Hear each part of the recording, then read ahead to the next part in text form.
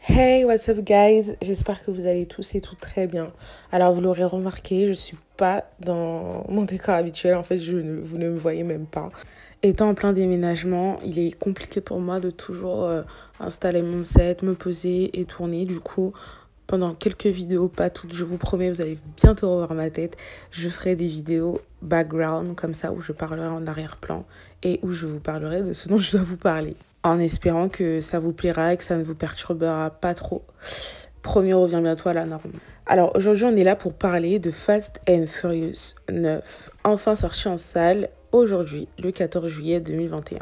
C'est un film d'action durant 2h23 qui a été fait par le réalisateur Justin Lin, mais également Daniel Casey. En tête d'affiche, on retrouve les habituels, Vin Diesel, Michelle Rodriguez.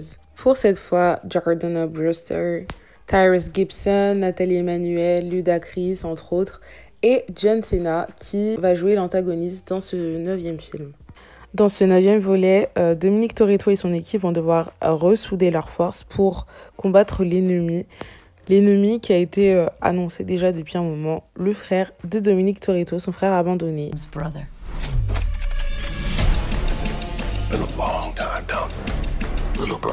Frère ayant des aptitudes physiques, mais aussi tout simplement de conduite. Le principe de Fast and Furious plutôt très élevé et donc qui va être un ennemi de taille. Et puis, vous connaissez en family. Quand c'est la famille, la haine est beaucoup plus forte. Donc, on va avoir le droit à beaucoup de guerre d'ego, mais aussi de haine. Et la haine familiale, lorsqu'elle est présente, peut faire beaucoup de dégâts. Alors, ce 9e Fast and Furious, franchement, je l'attendais. Parce que déjà, il devait sortir depuis l'année dernière. Il y a eu la pandémie qui a tout cassé. Puis, il y a eu plusieurs dates, tel mois. Puis, encore une fois, décalé. Et enfin, il est venu en salle. Je l'attendais pour ça. Parce que, à titre personnel, Fast and Furious, pour moi, c'est une saga qui est vraiment cool. Genre, j'aime beaucoup la regarder. J'aime voir ses cascades. J'aime voir ses trucs what the fuck. C'est un gros bordel, surtout depuis... moi, personnellement, j'ai l'impression que c'est depuis que Paul Walker est décédé et que, du coup, on n'en parle plus trop, on ne voit plus qu'il y a des cascades comme ça. Donc, beaucoup de gens se sont plaints, en fait, qui disent qu'elles sont clairement surréalistes et limite ridicules et absurdes. Mais je vois aussi des gens dire que c'est depuis le 4, depuis le 5. J'avoue que comme je ne les ai pas tous en tête, je peux pas trop vraiment bien me situer. Mais donc c'est une critique qui a été faite et moi franchement en fait il assume tellement que je ne sais même plus comment m'en plaindre. J'aimerais dire que au bout de 10 films, parce qu'il y a eu Fast and Furious Hobbs and Shaw en 2019, ce serait trop facile de le critiquer, mais finalement c'est pas depuis le début. Au début c'était quand même un peu moins what the fuck, il y avait toujours ce délire là avec les voitures bien évidemment, mais c'était pas autant. Et c'est vrai que dans ce 9e volet il y a beaucoup de choses, t'es là en mode what is this? What is that? Genre... Oh, c'est même pas possible. Après, beaucoup de petites refs à ça au cours du film par un personnage, vous verrez, qui fait allusion au fait qu'il soit immortel, etc. Donc ça apporte une touche d'humour et en même temps, implicitement, on essaye justement de justifier la manière qui fait que, ils meurent pas, ils sont pas blessés, ils n'ont aucune égratignure. Moi, je l'ai vu un peu comme une mini-facilité scénaristique en mode, c'est pas parce que vous expliquez pourquoi ces personnages sont imbattables que ça reste qui est en mode il explique donc alors c'est pas grave. Mais moi c'est pas une chose non plus qui va me déranger à fond. C'est vrai que toujours voir des personnages comme ça s'en sortir, des fois c'est frustrant. Tu te dis mais enfin ils ont vraiment rien, même une blessure et tout, sans même rien vous spoiler. Même dans les autres Fast and Furious, quand vous voyez bien ils se font mal, ils se réparent quoi. C'est vraiment des machines les trucs. Mais après c'est vrai que moi je me verrais très mal me plaindre de choses comme ça quand même, je le dis, au bout de 10 films. Franchement c'est 10 films en comptant Fast and Furious Hobbs and Shaw, parce que en fait c'est du Fast and Furious, c'est du grand spectacle, c'est toujours en faire plus, c'est toujours en faire beaucoup, c'est toujours épater le spectateur et il s'assume en fait, il s'assume. Comme je l'ai dit, c'est vrai que ça c'est un peu devenu what the fuck à partir d'un certain moment, c'était pas dès les débuts, mais finalement c'est un peu du Fast and Furious. Après j'avoue que dans ce 9e volet, moi je suis sortie de la salle en me disant ils ont pas fait plus que d'autres en fait, ils ont pas fait plus de cascades que d'autres films, ils ont pas fait pire, on va dire. Mais c'est vrai que même quand tu vois le CGI, les effets et tout, quand tu vois même les personnages faire des choses ou même les voitures, etc., c'est vrai que c'est vraiment too much et que moi je riais, j'étais avec ma soeur, je riais tellement des fois c'était ridicule et absurde parce que c'est tellement impossible, mais en même temps je me dis purée, je me vois grave pas m'en plaindre là maintenant aujourd'hui. Mais après voilà, c'est comme j'ai dit, c'est pas parce que c'est là depuis un moment que c'est forcément acceptable. Les gens ont le droit de le souligner, ça a surtout le droit de déranger des gens, que des fois les effets spéciaux sont vraiment what the fuck. Même dans des films où les effets spéciaux sont sollicités comme les Marvel, les DC, etc., on s'en plaint. Et quand c'est mal fait, quand c'est abusé, il faut aussi le dire. Après, une autre critique qui est beaucoup revenue, avec laquelle je suis pas vraiment d'accord, c'est le fait de dire que avant Fast and Furious c'était sur la voiture, maintenant c'est sur la famille. Je suis pas d'accord. Je trouve que Fast and Furious, il y avait toujours eu une âme quand même familiale. Il y a toujours eu ce truc. Bien évidemment, avec le temps et la mort de Paul Walker, ça a solidifié ça. Et je pense que c'est un choix de la part des réalisateurs et de l'équipe en fait. C'est un choix qui en soi n'est pas vraiment dérangeant parce que utiliser la famille dans ce genre de film où la mort peut arriver à tout moment, où il y a des menaces très dangereuses qui sont justement des menaces pour les vies des uns et des autres, avoir une base solide qui est donc la famille, je trouve que ce n'est pas dérangeant, bien au contraire, c'est intéressant, ça apporte quelque chose à l'intrigue.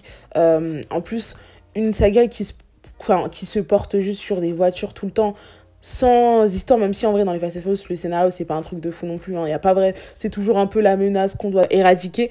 Bon bah quand même quoi, bon bah quand même, en plus j'ai l'impression que ce truc de famille aussi, ça nous amène aussi à dire que à nous, quand on va voir un Fast and Furious, bon bah on va aussi revoir cette famille qui parfois on peut même se sentir dedans, on peut même se sentir complètement pris par leurs liens très proches, par leurs relations très proches, par leurs relations qui nous font rire, qui nous font pleurer, qui nous font les aimer, qui nous font parfois peut-être les détester. Et mais c'est aussi ce qu'on aime en fait. Après, bien évidemment, c'est quelque chose qu'il faut aimer, mais je pense que les gens qui aiment pas trop ce délire de trop famille et la voiture mis de côté, même si je pense pas que c'est forcément le cas, je pense qu'ils ont quitté Fast and Furious depuis un long moment. Enfin, ça pourrait être une des raisons parce que tellement c'est mis au centre la famille que, honnêtement, sans plaindre aujourd'hui aussi, je comprends pas vraiment, même si je comprends pourquoi, mais je comprends pas pourquoi le faire maintenant. Et comme j'ai dit, je trouve que Fast and Furious, ça a toujours eu une âme familiale quand même. Donc on voit bien dans le film qu'il y a une vraie guerre à la fois d'ego et une guerre de haine profonde en fait. Une haine parce que entre frères on s'est déchiré alors que avant tu étais la chose la plus importante à mes yeux et maintenant tu es mon ennemi. En plus vous connaissez, il y a beaucoup de memes qui ont tourné comme ça sur Don Toretto, family is the most important thing, etc. Après voilà, c'est un truc que je peux relever quand même de négatif, c'est comme je dis, c'est que des fois c'est vraiment too much, c'est ridicule, c'est absurde, et tu rigoles tellement, c'est too much. Et moi j'étais là en mode des fois, t'as quelqu'un qui volait, qui arrivait sur ses pieds comme un chat littéralement, qui tombe d'un immeuble, et j'étais là en mode bah bien évidemment, enfin c'est trop facile. Et comme j'ai dit, certes maintenant ça fait un moment, mais il faut quand ça va pas, faut le souligner quoi. Et là ça n'allait pas, franchement c'était too much. Mais pour moi voilà, c'est un film qui reste divertissant. Pour moi, quand t'as vu les 9 précédents avec Hobbs and Shaw, tu vas pas t'arrêter au 10e avec Fast and Furious 9. Tu continues en soi, voilà, c'est un peu aussi un engrenage. Après je pense que c'est pas non plus un supplice de regarder des Fast and Furious. Le 9 n'est pas un supplice en vrai, même si il est long, bah il est cool. Il y a quand même ce qu'on nous vend est quand même là. Il y a des cascades, il y a des bastons, il y a des choses, même la manière dont c'est filmé, ça bouge, on voit qu'il y a une certaine liberté à ce niveau-là. Les acteurs sont toujours aussi bons, on voit qu'ils sont aussi impliqués dans ce 9e volet, on voit quand même qu'ils aiment cette saga finalement. Il y en a qui, je crois que Vin Diesel en plus est producteur de cette dernière, enfin des films Fast and Furious. Bref, il y a un réel engagement. Après voilà, ils sont vraiment des clichés beaucoup dans ce film. C'est les clichés à n'en plus finir, franchement. Bah en fait, j'ai l'impression que dans ce film, voilà, il assume tellement que si tu vas, il faut en être conscient parce que sinon tu vas être vachement déçu. Et après, j'ai envie de dire, les clichés dont je parle, c'est des clichés chez ces personnages qui sont là aussi depuis le début, quoi, depuis toujours. Que bon, c'est juste à souligner parce que, voilà, faut le dire. Mais c'est vrai que, bon, bah, c'est un peu dans l'âme de leur personnage. Et puis moi, par exemple, quand c'était des blagues, bah, j'y riais parce que ça me prenait vraiment. Et puis en plus, voilà, c'est l'effet de la salle, tout le monde rit ensemble, tout le monde trouve ça drôle. Du coup, il y a un effet supplémentaire. Moi, je sais que l'effet ça, les spectateurs ont un effet vraiment fort sur moi parce que je sais que des fois, il y a des choses sur lesquelles je rigole, pas forcément dans ce film, mais aussi dans ce film en l'occurrence, mais même en général quand je vais au cinéma, il y a des choses sur lesquelles je rigole que chez moi je rigolerais peut-être pas, etc. Et inversement pour d'autres émotions. Mais donc là, ça fonctionne, ça prend bien et puis en fait, c'était vraiment drôle, je riais vraiment. Il va y avoir pas mal de flashbacks en fait avec Dominique et son frère notamment qui vont venir solidifier en fait pourquoi c'est aussi triste qu'aujourd'hui il soit comme ça et beaucoup d'incompréhension en fait entre eux qui manquent juste beaucoup de communication. Comme je disais, c'était beaucoup aussi une guerre d'ego même quand ils étaient plus jeunes, je vais pas trop en dire pour éviter de spoiler. Mais du coup, ces flashbacks viennent ajouter de la tristesse à leur relation actuelle et permettent aux téléspectateurs aussi de mieux comprendre, même si en vrai, bon bah en vrai tu le comprends plutôt bien qu'il y a beaucoup de fractures qui se sont faites lors du passé, mais là tu vois vraiment lesquelles. Franchement, j'aime bien le lien qu'ils ont tous entre eux, c'est hyper important. Comme j'ai dit, Mia, donc la sœur de Don Torito et de Jacob Torito, est à l'affiche, donc ça fait du bien parce qu'elle avait plutôt des rôles un peu plus secondaires dans les précédents. C'était vraiment un personnage qu'on voyait, mais qui finalement, enfin en tout cas dans les derniers récents, n'avait pas vraiment de rôle vraiment déterminant. Là, un peu plus quand même, elle est là, elle fait partie de la team et ça fait plaisir à voir. Donc franchement, écoutez, moi je peux que vous conseiller d'aller le voir. Je l'ai trouvé sympa, je me suis bien divertie. J'avoue qu'en sortant, je me suis dit, bon bah en vrai, ce Fast and Furious 9, il s'ajoute à la saga, mais c'est vrai que j'ai trouvé qu'il a eu un moins gros impact sur moi que ses prédécesseurs, notamment le 8 et le 9 que j'ai pu voir au cinéma. Moi en gros, pour vous la faire courte, en fait, on m'avait proposé d'aller voir Fast and Furious 7 au cinéma, sauf que moi, je déteste voir un film quand je n'ai pas vu les précédents et je n'avais pas encore vu. Donc, du coup, ce que j'ai fait, c'est que j'ai regardé très, très vite les précédents. Le lendemain, j'étais au cinéma, je regardais le 7. Donc, mon hype était un peu moins grosse parce que je venais découvrir limite la saga. Et donc, du coup, quand le 8 est sorti, je l'ai vraiment beaucoup aimé. En plus, je trouve que c'était un bon film plutôt. Et après, bah, le Absent Show est sorti. C'est un film aussi que j'ai plutôt apprécié. Donc là, le 9, en vrai, il a eu un effet un peu moins important sur moi.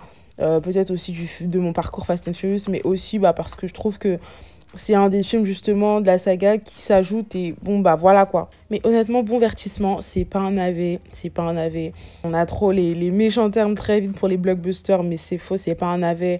Il y a des trucs what the fuck, oui, il y a des trucs au niveau des facilités scénaristiques, oui. Mais ça se regarde en fait, ça se regarde. Surtout si vous avez vu les précédents, honnêtement, c'est pas d'aller voir les neufs qui vous fera du mal.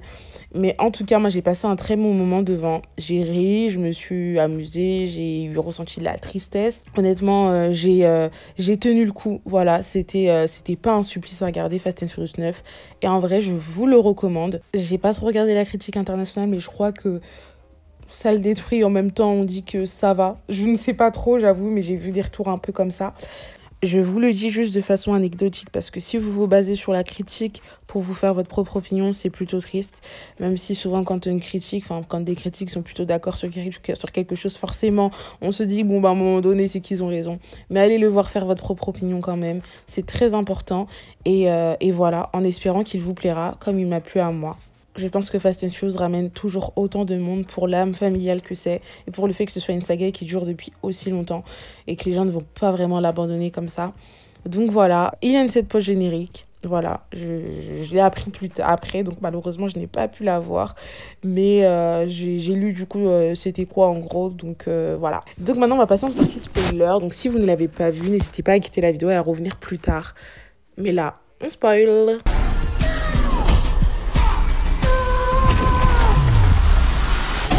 Donc nous avons le retour de Anne dans ce film. Je pouvais le mettre en partie non spoilers, mais j'ai évité. Je me suis dit on sait jamais, ça se trouve qu'il y en a qui sont pas au courant. J'ai pas envie de gâcher une telle surprise, même si en vrai il a été annoncé depuis longtemps. Nous avons son retour. Alors ça divise. Il y en a qui disent que bon bah c'est cool. En plus quand on commence à expliquer dans le film, ça peut passer. D'autres qui disent que c'est n'importe quoi, que c'est beaucoup trop basique, qu'on aurait pu simplement le remplacer. Après je sais qu'il y a eu beaucoup l'impact du public parce qu'il y avait genre un hashtag justice pour Anne, un truc comme ça, qui a fait que ça a plutôt fonctionné, il est revenu. Après, je pense que c'était pas que pour ça qu'ils l'ont fait revenir, mais entre autres aussi. Hein. Ils savaient très bien que si ramener Anne, ça allait attiser la curiosité des spectateurs et que les gens allaient encore plus se déplacer sans même parler du fait que ce soit un Fast and Furious. Ils allaient aussi se déplacer parce que Anne était de retour pour ceux qui ont kiffé Tokyo Drift et qui ont réappris la mort derrière dans le 6, etc. Il y avait vraiment une forte, comment dire, une forte tristesse sur ça. J'ai vraiment beaucoup aimé aussi elle, le personnage de elle aussi, je l'ai vraiment beaucoup apprécié. Je l'ai trouvé vraiment badass et tout. J'ai kiffé ses scènes. Je trouve que elle avait des bonnes scènes d'action, etc. Et puis finalement, la cohésion avec le groupe s'est fait plutôt rapidement. L'histoire derrière le retour de Anne, avec le fait qu'il apprenne et tout. Encore une fois, c'est un peu bateau, j'ai envie de vous dire, mais c'est aussi tout simplement le moyen de le faire revenir. Donc, je m'y attendais un peu à un truc comme ça, une explication comme ça avec Mister Nobody, etc. Après, quand on voit que Cypher, c'est la vraie méchante, vers la fin, franchement, fallait s'y attendre. Et pour faire le lien justement avec le lien de la famille, etc., que, encore une fois, c'est la force de la famille qui fait que tout s'arrête. C'est un truc que j'avais critiqué dans ma critique de Conjuring. Si vous n'avez pas vu, n'hésitez pas.